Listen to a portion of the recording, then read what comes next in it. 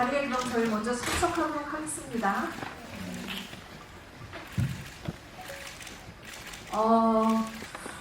신인 감독의 작품인데 이렇게 많은 관객분들이 지금 오늘도 이제 그 크리스토퍼 놀란의 오펜하이머가 또 네, 같은 이 극장에서 상영되고 있는데 여러분들이 이 자리에 오기까지 굉장히 어렵게 오신 걸로 알고 있어요. 먼저 신인 감독 정우성 감독님께 인사 말씀 드리도록 하겠습니다. 네, 안녕하세요. 반갑습니다. 낯익은 얼굴들 좀 많네요. 네, 무대 인사하면서 잠깐 얘기했던 건데 이제 배우 정우성을 덕질하다가 감독 정우성의 덕질까지 연결이 된 신 여러분의 기분도 좀 궁금하네요. 감사합니다. 네, 박수 한번 부탁드립니다. 네. 감독님이 뭐 이렇게 길게는 얘기 안 하셨는데 여러 가지 뜻이 있을 거라는 생각이 들면서 김성수 감독님께 또 인사 말씀 들어보도록 하겠습니다. 이 자리에 또 어떤 마음으로 오셨을지 궁금합니다. 정우성 씨가 그 배우에서 이제 감독이 되겠다는 얘기를 들은 지가 굉장히 오래됐어요. 네. 충무로가 다르죠. 네, 그리고 그 태양은 없다 할 때쯤에 정우성 씨가 자기가 쓴 시나리오를 보여줬는데 그 시나리오가 너무 좋아하고 굉장히 오랫동안 정우성 씨가 감독이 되기만을 기다렸고 또 촬영장에도 갔었고 그 영화를 보호자를 만들어서 이렇게 개봉하고 네. 무너지지 않았습니다. 이렇게 지진이 일어날 만큼 강력한 그 사건이 벌어졌는데 저는 이 순간이 오기를 너무 기다려서 그런지 너무 감개무량하고 그리고 특히 이런 지휘 자리에 이제 제가 오고 있는 게 더 영광스럽고 감동입니다. 네. 김성수 감독님께서 사실 감독님이 여러분들과 같이 그 작품을 보셨어요. 지금 막 따끈따끈한 품평이 궁금하기도 한데 사실은 감독님이 이제 그 처음 작품 보셨을 때 제가 제일 귀에 꽂혔던 날이 놀이기구를 타고 있는 것 같다라는 말씀을 하셨거든요. 그거는 이 영화를 굉장히 압축적으로 설명해주는 말인 것 같은데 지금 그 놀이기구에서 아직 내리지 않으신 거 맞으시죠? 네.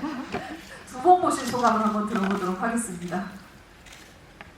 그 사실 두 번이 아니라 예전에 이제 편집할 때도 아주 오래전에 본 적이 있는데 그 이제 며칠 전에 그 시사회 때 보고 오늘 이제 저 뒤에서 봤는데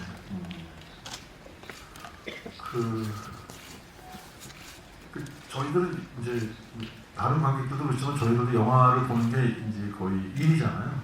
그 직업이고. 근데 이 관습적으로 보는 영화랑 너무 언어가 새롭고 특이해서 저게 왜 저렇게 전개가 내 예측이랑 다르게 되지 하는 거를 좀 놀라면서 봤는데 오늘은 보면서는 이제 저게 저래서 저렇게 찍었구나.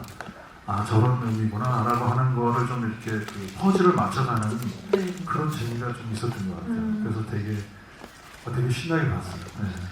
어떻게 보면 이제 그 좀 확인 작업, 꼼꼼한 확인 작업으로 또 재창하려고 하신 것 같다는 생각이 드는데 이 정우성 감독님 사실 이제 그 많은 분들에게 영화를 이제 그 공개를 하는 것에 긴장도 있었을 테고 설렘도 있었겠지만 제 생각에는 감독님과 또 이렇게 같이 배우로서 작업한 시간이 굉장히 길었고 그 사이에 영화에 대한 얘기들을 너무너무 많은 우리가 진짜 따라잡을 수 없을 정도로 많은 의견을 나누시면서 지금까지 이 자리에 오셨을 텐데 그래서 김성수 감독님을 보시는 게 어떻게 보면 굉장히 그 품평이 굉장히 기대되기도 하셨고 걱정되기도 하셨을 것 같아요.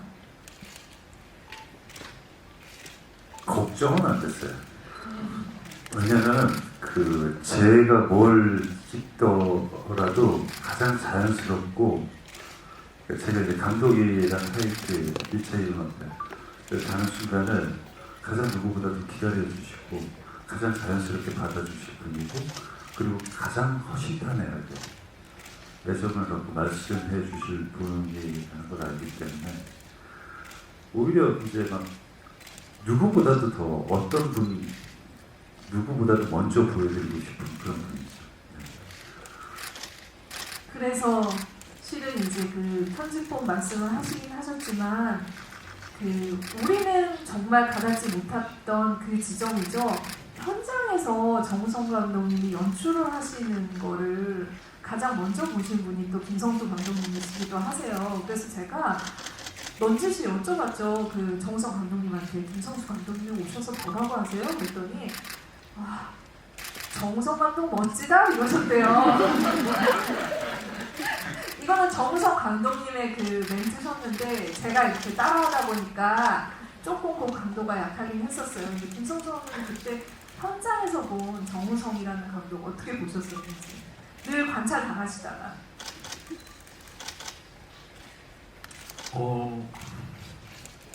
놀랐던 건 우성 씨가 너무 많았어요. 그러니까 너무 힘들어 보이고 굉장히 말라 보여서 원래 우성 씨가 그 영화 촬영하는 기간 동안에는 자기 관리가 굉장히 철저하거든요.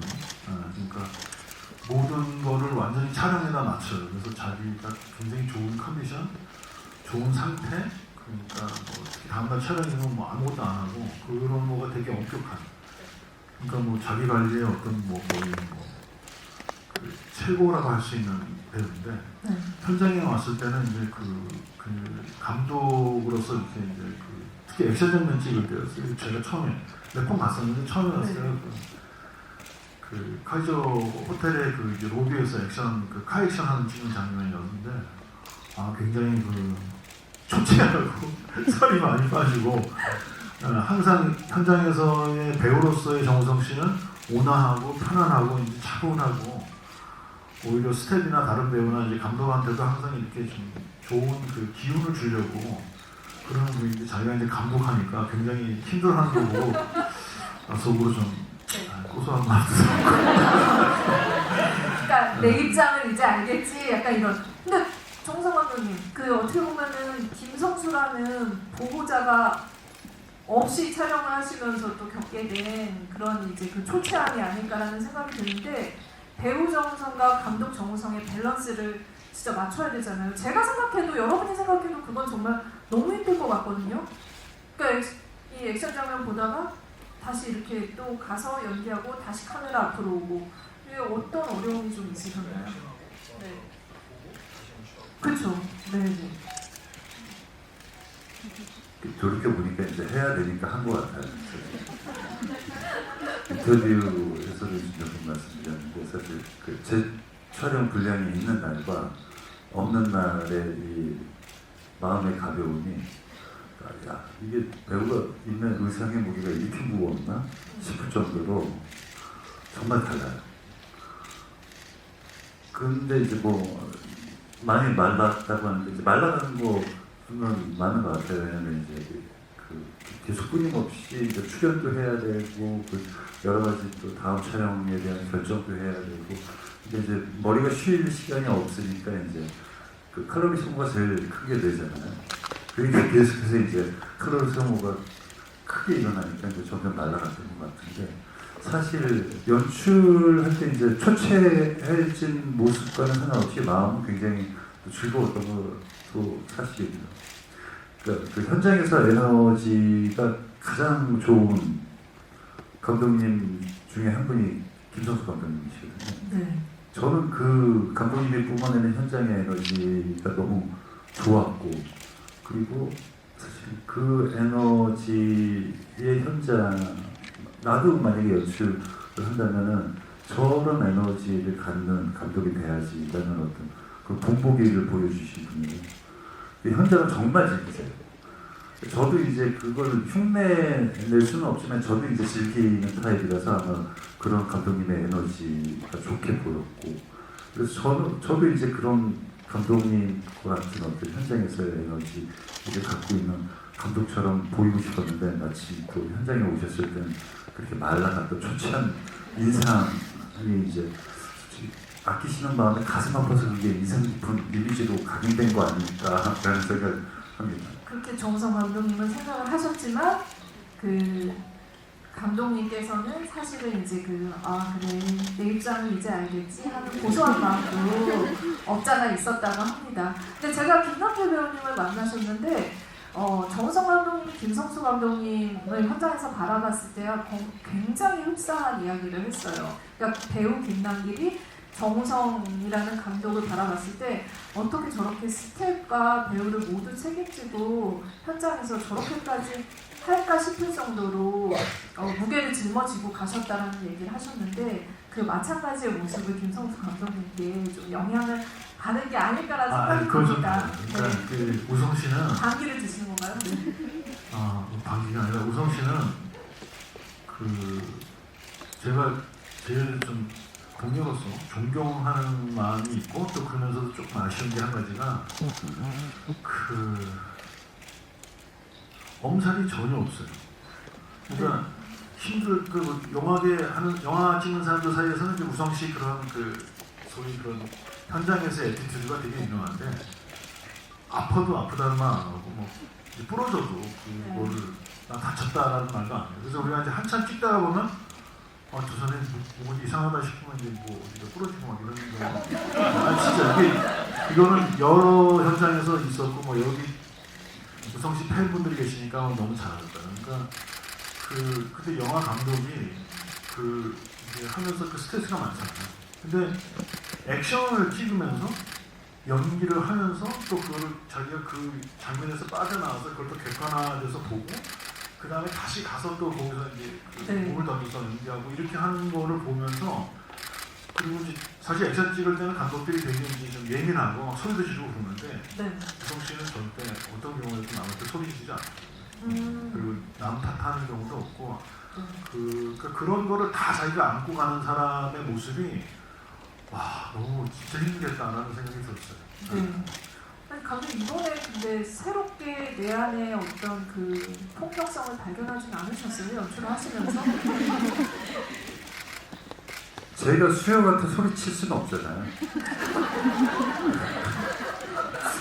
수영에게 소리칠 수가 없는. 저는 폭력성을 발견하지는 않았습니다. 왜냐면 어떻게 보면 이 적성에 맞는 건가라는 생각이 들 정도로 사실 진짜 되돌아서 이렇게 생각해보면 굉장히 즐겼던 순간들이 있던 것 같아요. 저는 사실 저도 이제 여러분들만큼 정우성 연출의 작품을 기다렸던 사람이에요. 왜냐면 배우로서 연기에 대해서 이야기를 하고 영화에 대해서 더 크게 영화에 대해서 얘기를 하면서 항상 연출에 대한 포부를 밝히고 있었거든요. 그간에 이제 준비하셨던 것도 많았다라는 걸 익히 알고 있었고, 근데 저는 사실 이제 다른 시나리오, 그러니까 본인이 직접 쓰지 않은 시나리오로 그것도 본인이 직접 출연을 하면서 연출을 하실 줄은 좀 약간 의외였던 것 같아요, 이번 작품이. 근데 김성수 감독님은 아무래도 많이 이제 그간에 태어났다부터 이제 얘기를 하시면서 어떤 생각을 좀 하셨을 텐데 이번 작품이 저처럼 좀 의외셨는지 어떻게 다가오셨는지. 저도 우성 씨가 시나리오를 워낙 잘 쓰기 때문에 자기가 쓴 시나리오로 할 줄 알았는데 이제 다른 분의 시나리오로 이제 영화를 찍는다고 생각한 거는 조금 기대랑 다르긴 했는데 이 영화 보호자를 보면서는 저는 제가 알고 있는 정우성 씨, 그러니까 정우성 씨가 평상시 했던 말, 자기 논리 이런 그러니까 정우성스러움 또 정우성이 영화에 꽉 차 있어요. 그러니까 오늘 다시 보면서도 확연하게 느꼈는데 아까 이제 정우성 씨가 영화를 찍으면서 폭력성을 발견하지 않았냐 그러는데 정우성 씨는 진짜 비폭력주의자죠. 제가 알고 있는 가장 자타공이.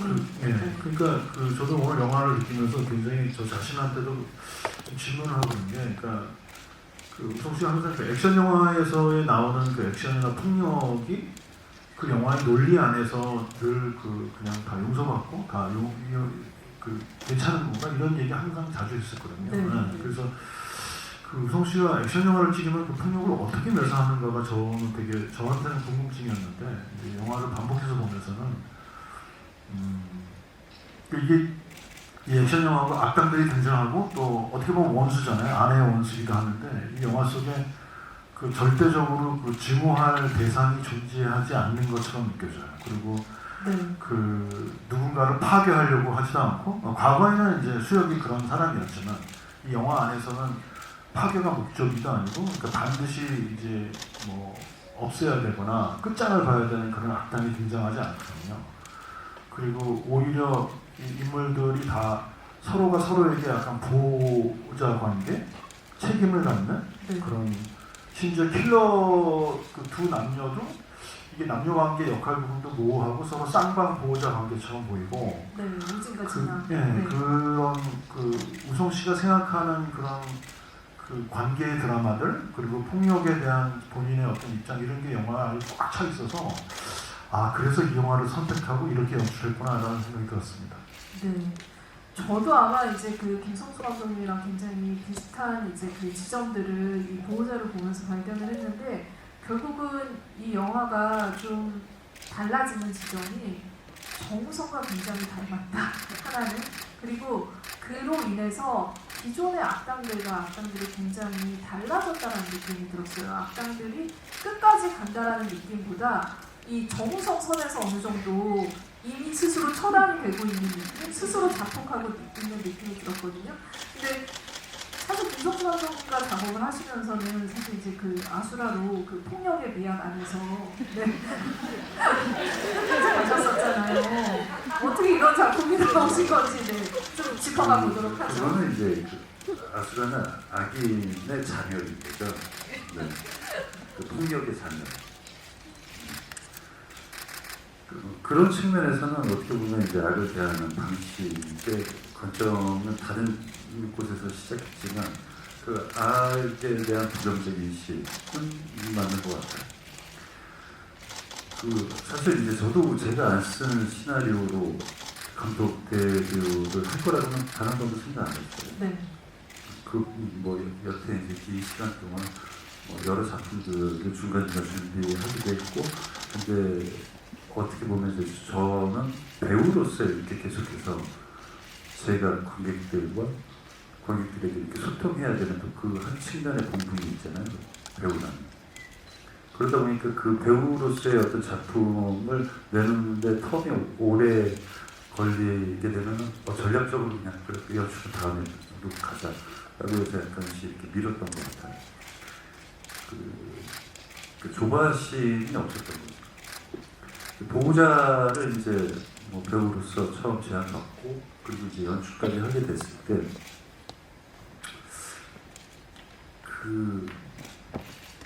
그렇다면 이 보호자를 연출하는데 내가 여태까지 고민했던 이 영화에 대한 그리고 뭐 여러 가지 생각들이 있었겠죠. 그거를 어떻게 하면 한 축씩해서 집어넣을까? 그리고 이 보호자가 갖고 있는 이 클리시한 부분을 어떻게 하면 내가 연출하는 방식으로 나의 언어로 한번 풀어볼까 고민을 했던 것 같아요.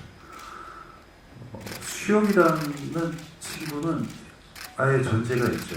그러니까 지난 시간에 대해서 다 후회를 하고 있고 반성하고 있고 새로운 삶을 시작하기 위해서 자기 스스로가 과거를 청산하고 감옥으로 들어가고 그리고 이제 영화는 그 친구가 나와서 시작하는데 그 삶이 수혁에게 담고자 했던 거는 폭력의 성찰과 평범함의 크기. 우리 모두는 평범한 삶을 살고 있다라고 하고 있는데 이게 평범함이 우리가 갖고 있는 이 관념, 이 단어에 대한 관념이 정말 평범한가? 이 평범함이 얼마나 어렵고 가치 있는지 우리는 인지하고 삶을 살아가고 있는데 거기에는 이제 일상의 가치인 거죠. 수혁에게는 그걸 넣어야 되겠다고 생각했고 그리고 이 폭력적 상황을 자의적으로 연출해내는 이 빌런들 그러니까 이 성준에게는 이제 사소한 감정 자기 스스로의 감정에 의해서 촉발되는 이 자기가 의도치 않았던 이 연쇄적 반응의 어떤 폭력적 상황들을 좀 맛보게 해야 되겠다는 생각이 들었고, 그 안에서 너는 이제 우진과 진아 캐릭터는 그 폭력의 일상화 돼 있는 일상, 그러니까 폭력이 아무렇지도 않은 이렇게 여기 지금 마치 게임처럼 우진이 네. 대사에서 또 나오듯이 게임하는 거예요. 약간 이런 시대적인 어떤 그런 모습들을 좀 투영해서 그걸 극단에서 희화해야 되겠다는 생각을 했죠. 어떻게 보면은 이 캐릭터들에게 제가 이렇게 애정을 가질 수 있는 것은 사소한, 그러니까 성숙하지 않은 사고를 하고 있는 이 개인들은 사실은 이 사회 안에서 보면은 사회의 피해자일 수도 있는 거잖아요. 사회가 그들을 그렇게 그냥 생각하고 그런 생각이 당연하게 행동할 수 있게끔 만들어 놓은, 어떻게 보면은 그런 연민의 대상으로도 보였어요. 그러니까 그런 연민의 대상이다 보니까 제가 볼 때는 악독해 보이지도 않고, 그리고 그들은 굉장히 화가 나서 뭔가 자기 스스로에게는 큰 결정처럼 하는 행위들이 픽 뜨고 웃을 수 있는 그런 요소에, 어떻게 보면 아무렇지도 않은 걸 굉장히 크게 혼자만의 고민처럼 꼭 해결해야 되는 중대 사안처럼 여기는 그런 인물의 단면도 또 심을 수 있겠다라는 생각으로 캐릭터들을 만들어 나갔죠. 이런 장르 안에서 진짜 빌런을 어떻게 묘사하는지, 그리고 어떻게 전개하는지가 영화의 스토리 라인에서도 중요한 요소지만, 흥미로운, 재미로운 그 지점까지 가다는 데 있어서도 굉장히 이제 그 역할을 하는데, 감독님이 보시기에는 이 빌런의 이제 그 처리, 빌런의 이 묘사, 빌드업 이런 거에 대해서 좀 어떻게 보셨는지. 보통 액션 영화에 나오는 악당들 설정, 그 관계는 이제 그 스토리를 이끌어가기 위한 장치예요. 그래서 이렇게 배치를 해서 그게 이제 이야기를 빨리 재미있게 또 통쾌하게 만드는데, 이 영화에 등장하는 악당들은 그런 수직적인 명령 체계에 따르는 인물들이 아니에요. 이 영화에 나오는 거의 모든 인물들이 약간 우성 씨 같은데, 뭐냐면 어떤 강압적 명령에 복종하는 사람들이 아니라 각자 자기가 알아서 행동하고 자기가 좀 자율적으로 판단해서, 물론 그 판단들이 이제 영화 안에서 여러 가지로 막 섞이긴 하지만, 그런 굉장히 보통 액션 영화가 수직적인 인간관계인데, 여기 이 영화에 나오는 모든 인물들은 다 수평적이고, 그리고 다 독립된 개체들, 자기 마음대로 할 수 있는 그런 독립성이 강한 사람들처럼 보였고, 그리고 아까 말씀하신 것처럼 이 영화에서 진짜 남을 다치게 하거나 처형하는 그런 악당들은 김준환 씨가 연기한 성준, 그러니까 조직의 2인자인 성준과 김남길 씨가 연기한 우진이거든요.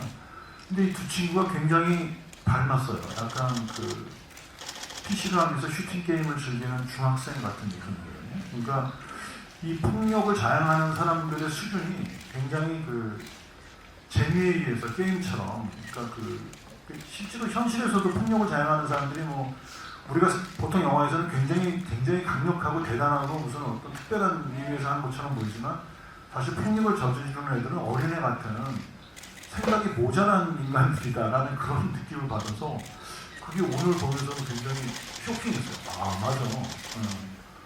폭력을 자행하는 인간들의 지적 수준이 되게 낮구나. 그리고 그 사람들은 폭력을 재미나 자기를 우습게 봤다고 하는 그 자존심, 그런 거에서 자행됐다, 이런 거를 느껴서 그게 굉장히 달랐어요. 네.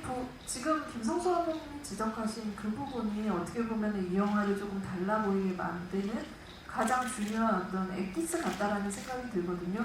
이 장난스러운, 그리고 크게 뭔가 의도하지 않은 것 같은 그런 남을 해치는 이런 거 안에 굉장히 그것들을 묘사를 하다 보니 블랙 코미디적인 요소들이 많이 가미됐다라는 생각이 들었어요. 그 부분의 방향성에 대해서 감독님께 좀 설명을 들어보도록 하겠습니다.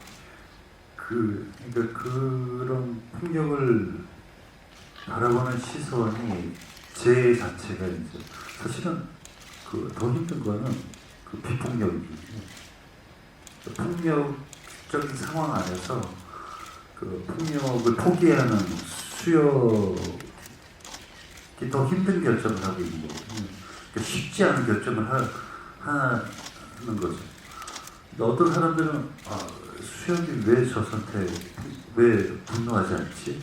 근데 그 분노의 감정을 되새기는 것도 더 큰 결정이거든요. 결단인 거죠. 그거를 감정을 억누르는 이게 그러니까 어떻게 보면은 감정적 행위보다는 이성적 사고를 해야 되는 상황에 놓인 수요. 그리고 감정적 행동에 집착하는 미성숙한 빌런들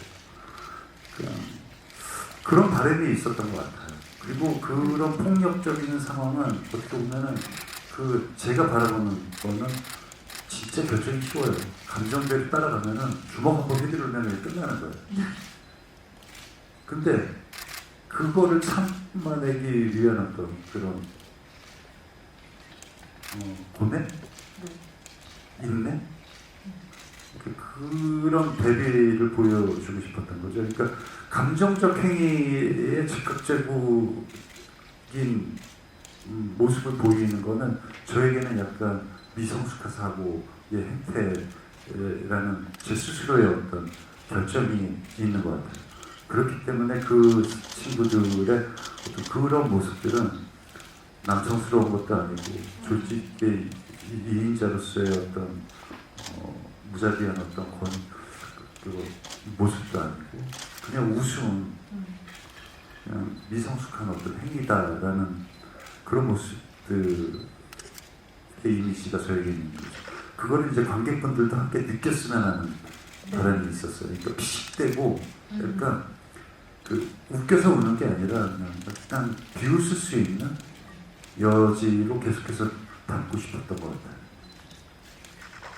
아마 이제 그 초반에 말씀하셨던 그 클리셰가 되는 영화들 우리가 생각을 했을 때 끝까지 갔던 그런 작품들이 많이 연상이 될 텐데 그 지점에서 보호자가 갈라지고 이 영화의 제목이 왜 보호자인지까지 가닿는 게 아닐까라는 생각이 들었습니다.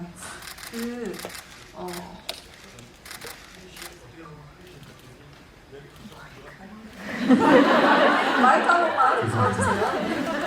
저도 모르겠네.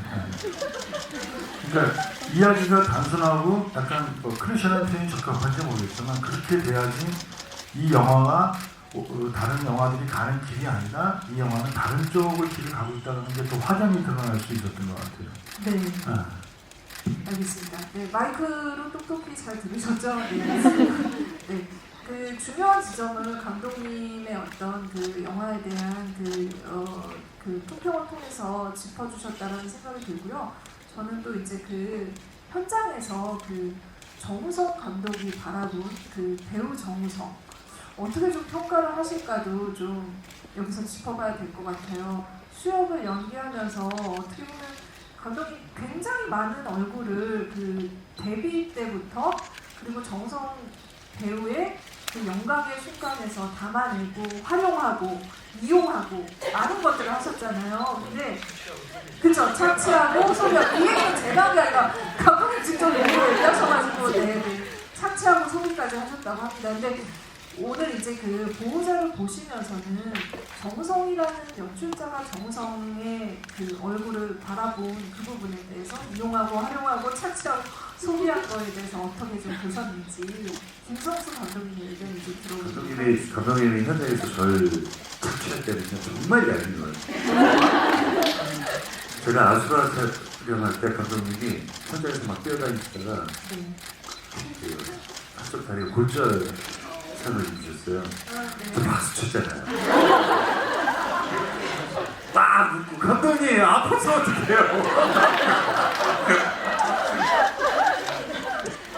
아수라를 휠체어를 타고 연출을 했는데 촬영장에 휠체어를 타고 오는 때 박수 치면서 너무 크게 웃었어요. 우성 씨. 그 모습이 잊혀지지가 않네요.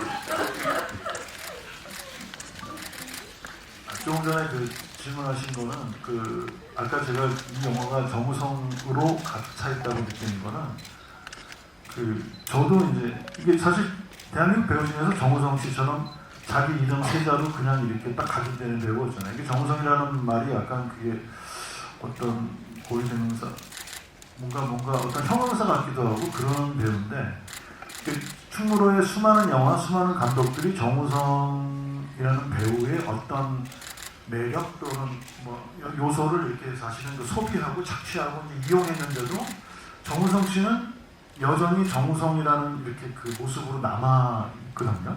지금까지도.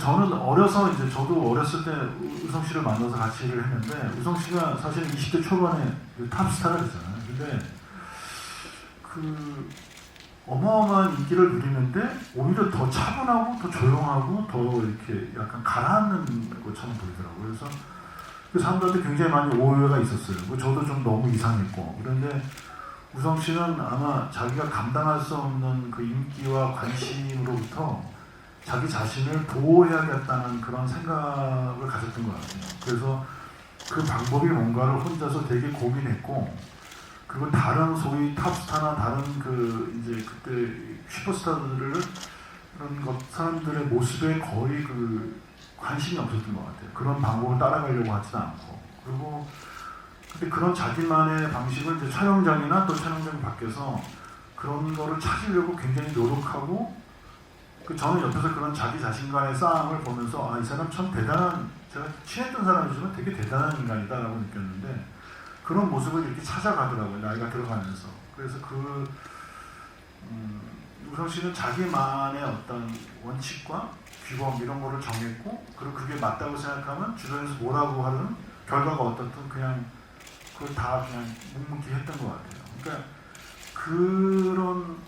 그런 태도가 이 영화 속에 있는 등장하는 캐릭터들을 다루는 방식에서도 확연하게 드러나는 것 같아요. 그리고 그런 자기만의 방식으로 영화를 찍다 보니까, 저는 이제 한국 영화 감독이지만 이 보호자 안에서 한국 영화의 어떤 관습적인 그런 그 흔적 같은 거를 찾을 수가 없어요. 그리고 또 외국 영화의 어떤 요즘 유행하는 경향 같은 거를 쫓아가는 것도 없고, 그러니까 저는 오늘 영화 보면서 정우성 씨가 지금 만든 자기의 영화 언어가 뭐 완성됐다고 생각하지는 않습니다. 하지만 위대한 영화 감독들이 다 처음에 그랬듯이 자기만의 표현법이나 언어를 찾아가기 위해서 정말 용감하고도 자신감 있게 자기만의 표현법을 영화를 만든 것 같고, 저는 그런 정우성 씨의 천명과 그런 근사한 걸음을 내딛었다는 거에 대해서 같은 동료 감독으로서 정말 대단하다고 생각합니다. 저희 박수 한번 주세요.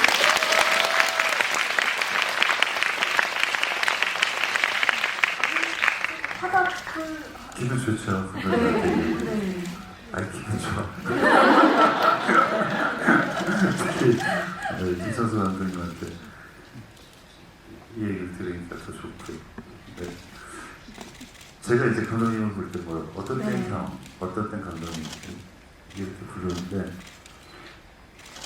저는 사실은 저에게 영화인으로서 가장 큰 용기를 주시고 현장에서 보고 배울 수 있었던 걸 많이 보여주셨고, 그리고 또 동료로서 인정도 해주시고, 그리고 제가 어떤 감독에 대해서 얘기했을 때는 그 누구보다도 큰 지지의 말씀을 큰 힘을 주시는 그런 분이셨기 때문에.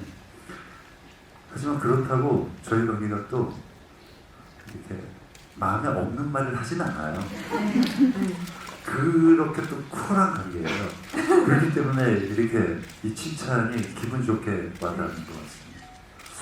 아마 감독님의 데뷔 때도 보신 또 목격자이시기도 하잖아요. 감독님 데뷔요? 그렇죠. 감독님 데뷔작에서 감독님 데뷔작이 제목이 러너웨이예요. 아시죠? 다들? 보신 분 있으세요? 꼭 봐주세요. 보신 분들은. 제가 좋아하는 작품. 그때 이제 서울극장이라 서울극장 지금도 있죠? 있죠. 지금 없어졌어요. 네. 피카데리 극장이었군요. 피카데리 극장 옆골목에 작은 이제 네. 특집이었던 것 같아요. 대본을 시나리오를 주셔가지고 그리고 이제 감독님을 서먹서먹하게 만나서 감독님 저는 이번 작품은 좀 힘들 것 같습니다. 여기서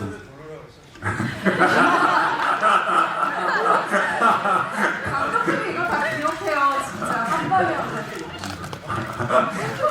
그래, 신인 배우셨는데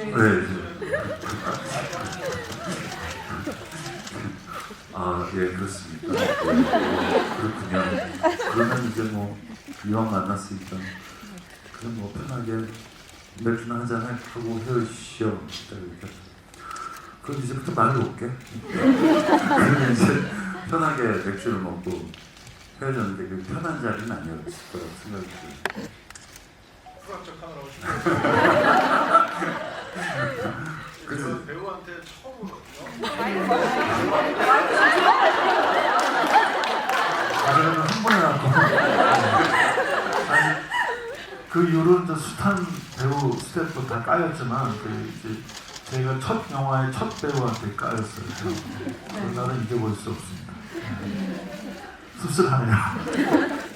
근데 이제 그때는 사실은 대부분의 감독님들이 시나리오를 거부당하면은 사실 그 배우한테 다음 시나리오를 건네시기 힘들어하시기도 했고 또 그런 일은 크게 일어나지 않아요. 진짜로.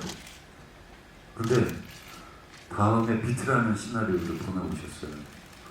저는 그 마음이 너무 감사했어요. 근데 진짜로 편하게 맥주 한잔 하고 헤어졌을 때 진짜 감독님은 그게 다구나. 뒤 감정이 없으셨구나.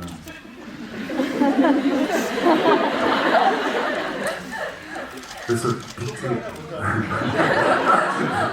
비트 시나리오를 읽기 전에 이거는 그냥 웬만하면 무조건 한다라는 마음으로 읽었죠. 그리고는 그냥 시나리오를 보고 이제 영화를 가서 하겠습니다. 그래서 이제 비트라는 영화를 하게 된 거죠.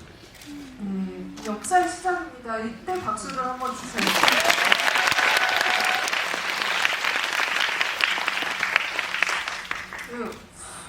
근데 그때 무슨 용기로 다시 주셨어요?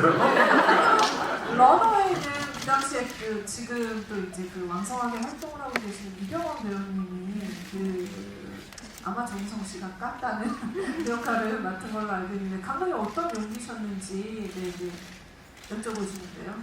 한번 상태를 하셔가지고 아니,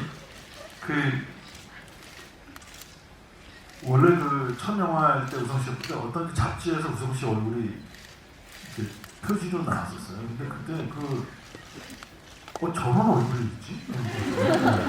저 지금까지도 없어요. 좀 그림보다 더 잘 그렸더라고요, 사진. 근데 저 사람은 제가 이제 사진을 봤는데도 굉장히 궁금하고 매혹적이고 그런 청년이었기 때문에 저 사람이랑 영화를 찍고 싶다는 되게 단순한 욕망 이런 게 있었어요. 그래서 첫 영화에 까였지만 이제 두 번째 영화 비트는 주인공이 정우성 씨가 했으면 너무 좋겠어서 그래도 일단 드려봤죠. 근데 다행히 한다 그래갖고 그 영화를 우성 씨가 해주는 덕분에 제가 지금 변변치 않은 영화들만 찍었는데도 지금까지 영화 감독을 해먹기 사는 것 같습니다. 근데 그때 이 얘기를 듣고자 한 건 아니었는데 아니 근데 진짜 고맙게 생각해. 우성 씨가 그 영화를 해준 게 왜냐면 우성 씨가 없는 비트라는 거는 사실 생각하기 쉽지 않거든요. 그리고 너무 재밌게 찍었어요. 그 영화랑 비트랑 태양은 없다는 우성 씨는 어떤 얘기냐면 저는 제가 단편 영화를 같이 찍던 친구들하고 그 영화를 같이 했는데 러너웨이는 충무로에 이제 유명한 선배님들하고 같이 한 거고 그 선배님들하고 영화하는 방식이 좀 저하고 안 맞아서 이제 저랑 같이 단편 영화를 찍던 저의 다 친구들, 우성 씨도 다 아는 그런 친구들하고 같이 태양은 없다는 비트를 쳤는데 그때가 제일 즐거웠고 제 인생에 가장 이렇게 기억나는 시절인 것 같아요. 감독님이 그 영화 찍고 망하셨어요. 그러니까 좋은 작품이지만 첫 작품의 고통은 반드시 있다라는 생각이 듭니다. 아마 이제 그 정우성 감독님도 여러 가지 지금 뭐 감독으로서 연출자로서 말고는 여러 가지 생각들을 하실 텐데 그 부분에 있어서 감독님의 어떻게 보면은 히스토리 이런 것들을 보시면서 또 여러 가지 희망을 가지실 것 같다는 생각이 들어요. 대한민국의 모든 명감독들은 첫 번째 작품이 다 세상과 네. 원활한 소통을 못했어요. 아름다운 말씀이십니다. 저는 아까 잠깐 이제 정우성이 착취하고 소비하는 정우성에 대해서 조금 첨언을 좀 듣고 싶은데 그 수혁이라는 캐릭터가 어떻게 보면은 악당들은 굉장히 많은 것들을 이제 스스로 하고 있지만 그래서 유독 좀 이렇게 좀 행동이 많지 않고 말도 없다 이런 캐릭터성이었는데 그 부분에 대해서 좀 스스로 이제 어떻게 스스로 연출하는 스스로의 캐릭터를 좀 어떻게 만들고 싶으셨었는지. 수혁에게는 반성만 있지 사실은 세상에서 자기 존재를 어떻게 드러내야 되는 방식도 모르는 친구잖아요. 그리고 이제 뭐 10년 감옥에 들어가기 전에 만났던 여자의 마음을 계속 유지하고 그 여성이 어디에서 살고 있다는 주소 정도만 이제 쥐고선 이제 무작정 찾아가는데 그녀에게 그 마음 표시를 어떻게 해야 되는 방식도 모르는 사람인 거죠. 그러니까 수영은 굉장히 성춘 사람이에요. 모든 것에 대해서. 그렇기 때문에 지금 상황에서 펼쳐지는 어떤 것에 대한 리액션도 굶뜨고 우유부단할 수밖에 없다고 생각했어요. 그리고 이제 수영에게 주어지는 과거에 자기가 아끼던 차, 그 차가 결국에는 이 낯선 나가야 될 세상이지만 아직 어떻게 나가야 될지 모르는 그 낯선 세계에 들어서기 전에 보면 관문, 이렇게 잠깐이라도 자기를 숨길 수 있는 조금 자기에게 익숙한 자기를 담을 수 있는 아주 협소한 공간이라고 생각을 했고, 근데 다만 이제 수혁에게는 그 의지만은 있어야 된다고 생각했어요. 자기가 후회하는 세계로 다시는 가서도 안 되고, 그리고 자기가 사랑하는 여자에게 들은 그 말, 그리고 아이가 아빠라고 부르는 사람이 평범하고 좋은 사람이면 좋겠어. 그 방식에 대한 고민을 계속해서 가져가고 그 방식에 대한 고민에서 찾아지는 해답에 맞게끔 이 상황에서 행동을 해야 된다라는 게 이제 수혁에게 제가 준 어떻게 보면 감정 라인이죠. 네. 아마 이제 감독님 말씀하신 것처럼 좀 그 차가 딱선벌레 껍질 같은 그런 역할을 좀 한 게 아닐까라는 생각이 드는데 그런 수영이 자신을 자꾸 움츠러들게 하면서 그러니까 액션 캐릭터로 활약하려고 하지 않는 그런 모습이 보였거든요. 근데 김선수 감독님은 이 영화의 액션 설계에 대해서 또 어떻게 좀 보셨는지 좀 인상적인 장면이 있다면 말씀을 부탁드리겠습니다. 황영현 감독. 네. 아수라를 또 같이 작업하신 허명현 무술 감독님이 같이 작업을 하셨죠. 이 영화의 무술 감독이 이제 허명현 감독인데 그분이 이제 지금 현재 한국에서 제일 유명한 무술 감독이죠. 영향력도 제일 있고 또 범죄도시를 했고 범죄도시 4편에는 감독으로까지 하신 네, 맞아요. 정두홍 무술 감독의 바로 직계 후배고 네. 정두홍의 뒤를 이어서 지금 한국 최고 감독인데 그분이 처음에 무슨 스턴트를 한 게 우성 씨랑 무사를 할 때였어요. 네. 그래서 두 분이 굉장히 친해요. 정성 감독하고 허명현 무술 감독하고 너무 친해서 두 분의 그런 되게 독창적이고 새롭고 그리고 둘이 이렇게 현장에서 이렇게 계속 같이 얘기를 하시면서 작업을 하는 게 되게 보기 좋았어요. 그래서 앞으로도 이제 또 우성 씨가 만약 액션 영화를 선택한다면 허명현 감독이랑 굉장히 새로운 무술 액션이 있는 영화를 할 것 같아요. 그리고 그 카 액션이랑 오토바이 액션이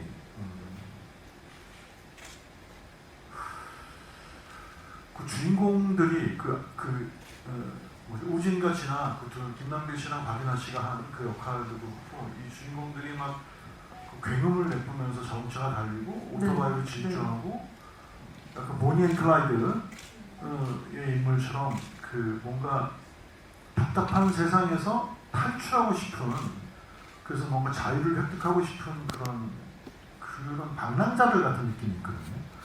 그러니까 그 수혁도 이제 보호자를 잃어버린 딸을 위해서 자기가 보호자가 되겠다는 책임감을 갖고 그래서 모든 고난을 감수하지만 그러면서도 뭔가 자유를 갈망하는 그런 자유인의 느낌 같은 게 있는 것 같아요. 그 액션 장면에서.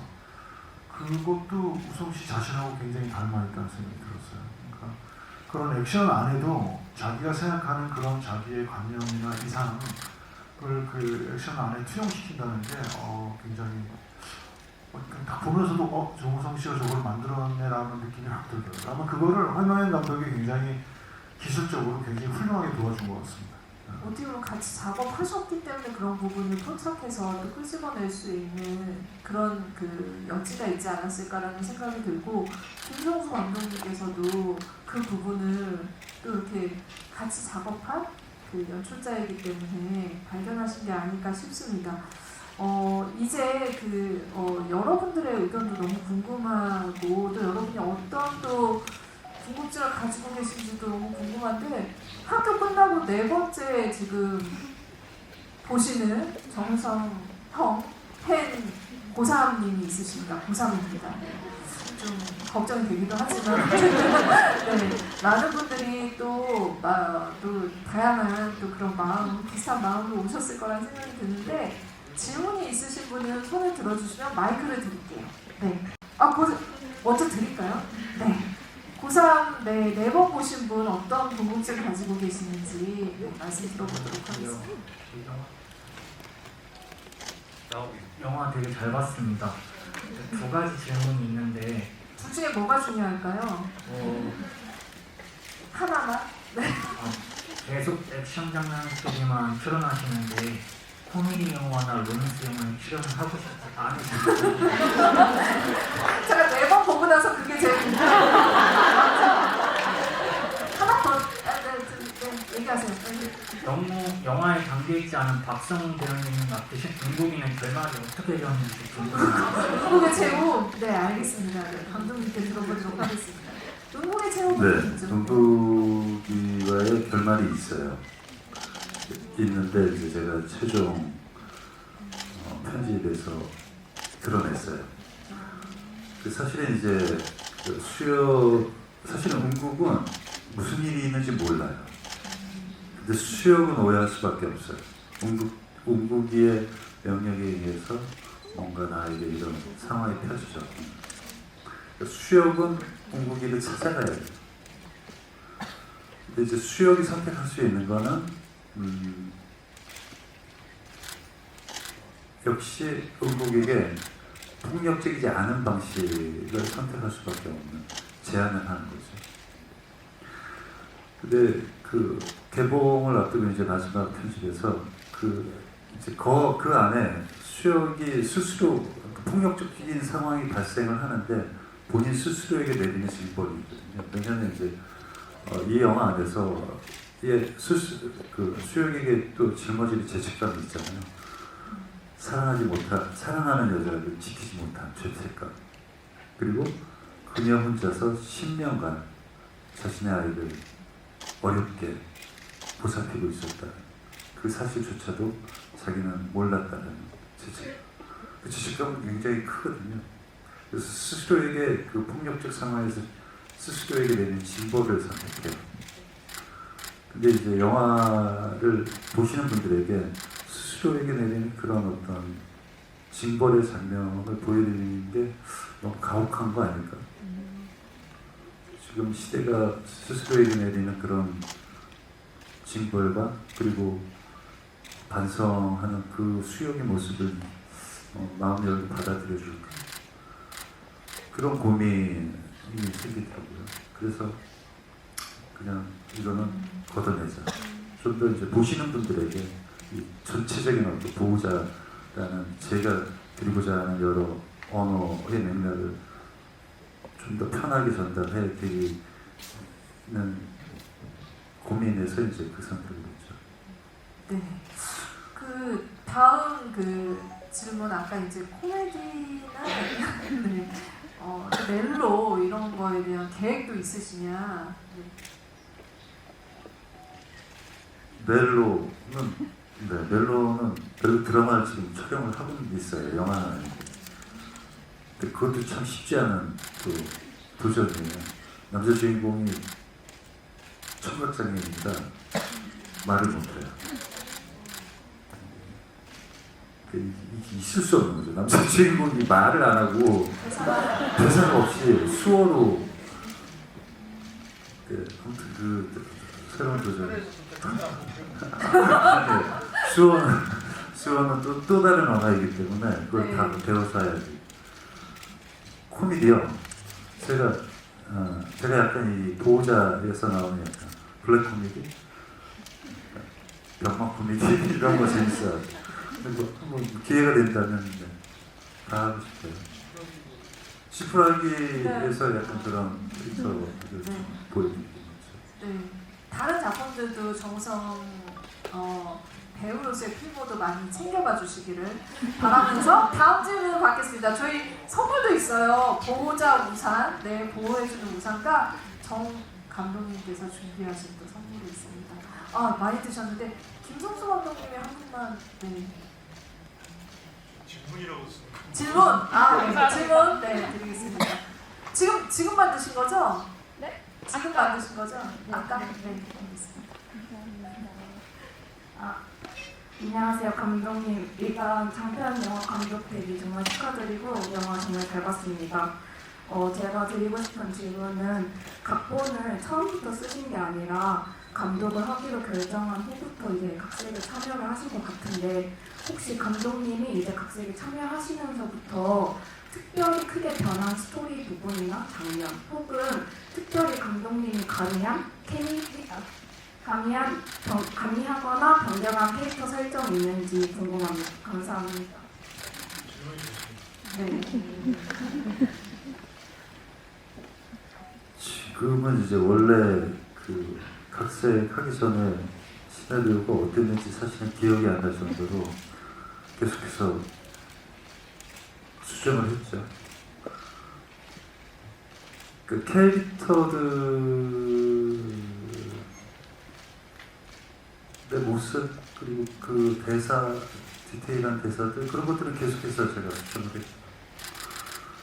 그리고 이제 그 민서 부분은 조금 뭐라 그럴까 좀 더 처참한 모습이었어요.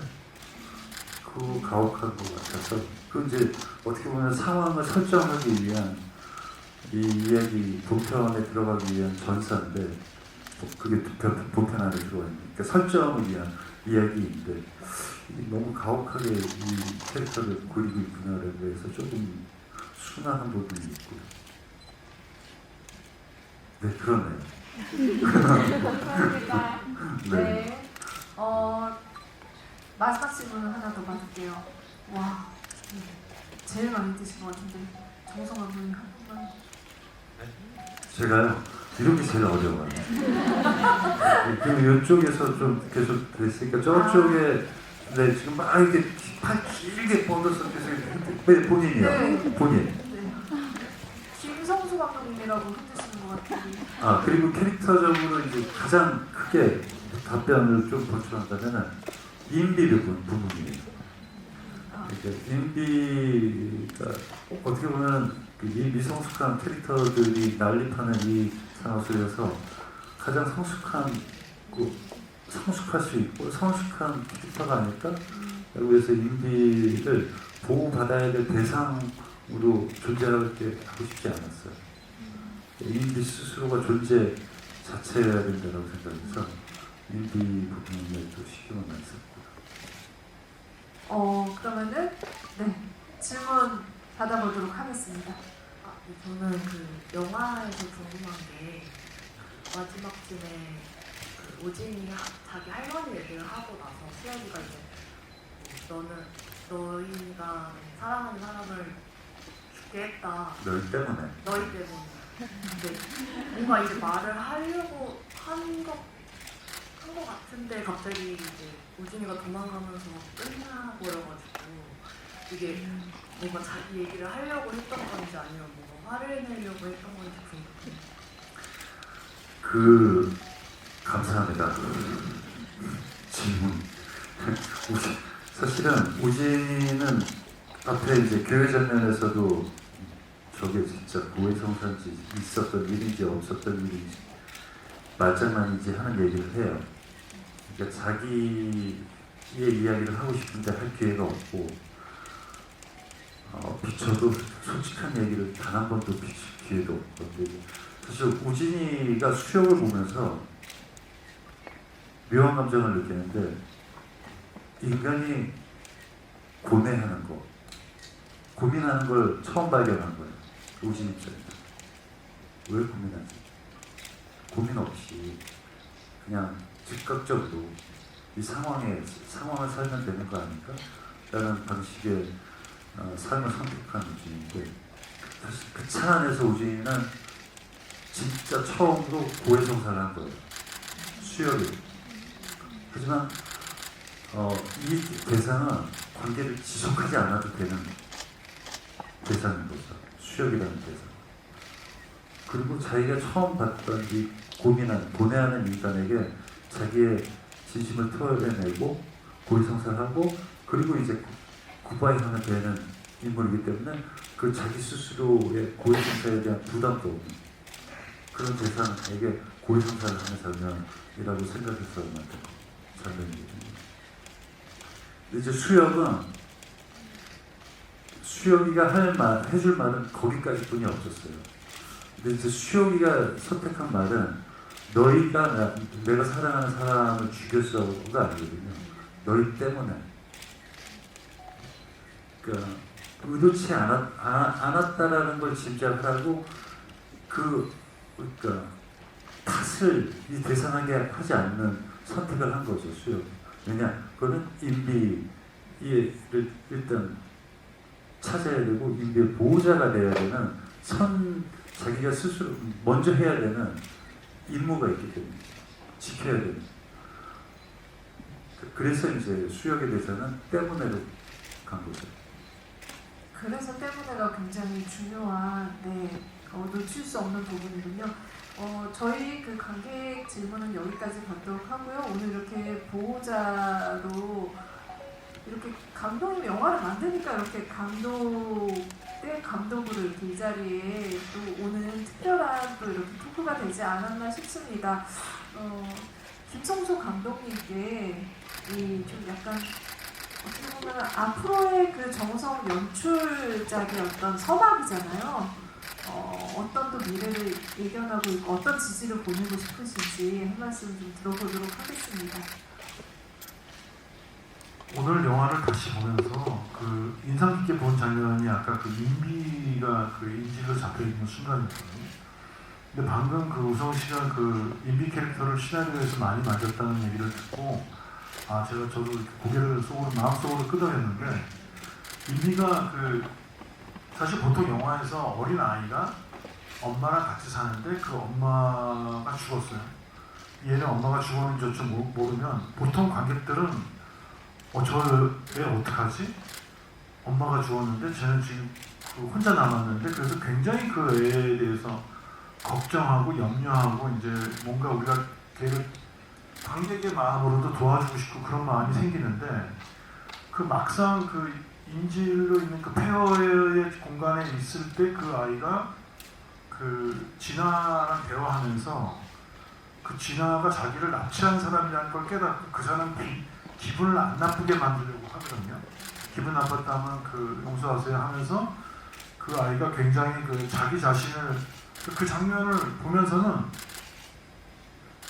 저 인비는 우리가 생각하는 굉장히 연약하고 무조건 도와줘야 되는 어린아이가 아니라 저 아이가 스스로를 보호할 능력을 어느 정도는 갖추고 있다는 거를 느끼게 만들거든요. 그런데 보통 인질로 잡힌 아이를 영화로 쓰는 경우에는 절대 그런 거를 쓰지 않아요. 왜냐하면 그 애가 더 불쌍하고 막 울고 막 이래야지 이제 우리가 빨리 걔를 더 가서 보여줘야겠다는 마음이 드는데, 오히려 이 영화가 그 인비라는 아이를 다루는 태도, 저 아이가 분명히 보호는 필요하지만 저 아이가 어린 소년지만 뭔가 세상의 이치를 어느 정도 상황도 파악하고 스스로를 보호할 수도 있겠다라고 하는 그런 여지를 딱 줬고, 오늘 그걸 보면서 확연하게 느꼈어요. 그런 묘사 방식은 정말 새롭고 저 자신도 오늘 보면 새롭게 보면서 배운 점이 많이 있습니다. 박수 한번 부탁드립니다. 감독님 계속 연출하실 거죠? 네. 네.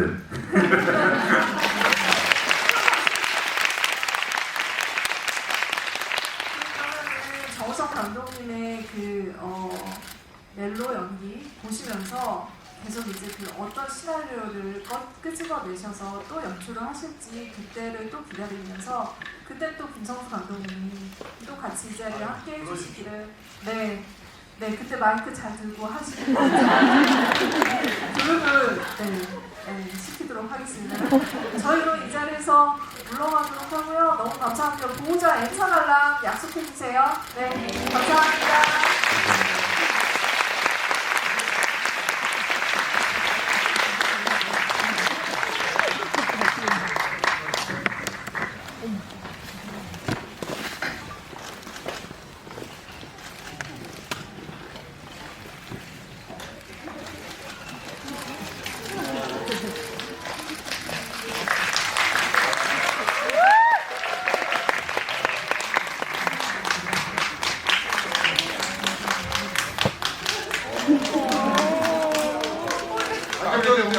감독님 올라가세요. 위로 올라가세요. 여기 계시지 말고 올라가세요. 좌석이 안 되죠.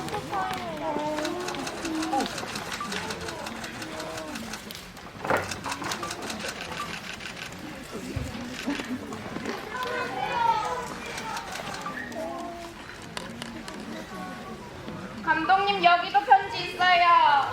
여기 편지. 여기 좀. 편지 여기도요. 여기도.